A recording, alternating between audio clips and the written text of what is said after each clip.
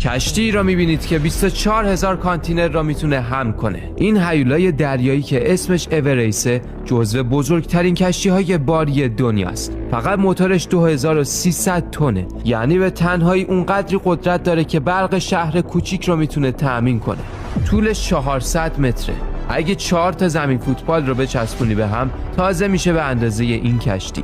عرضش هم 61.5 متره. این هیولای فلزی 191,000 تن بار رو میتونه جابجا کنه، یعنی معادل وزن 336 تا ایرباس A380. جلوی کشتی یه جا پروانه مخصوص داره که موقع سرعت پایین به هدایت کشتی کمک میکنه. اون وسط موتور اصلی به یه پروانه عظیم وصل شده که کل این هیولا را به حرکت در میاره. یه باله بزرگ هم جلوشه که مسیر حرکتش رو تنظیم میکنه. یک سازه 9 طبقه روی کشتی قرار داره که خدمه کشتی در اون زندگی میکنن. تخلیه بارش خودش یک نمایشه، دقیق و حساب شده و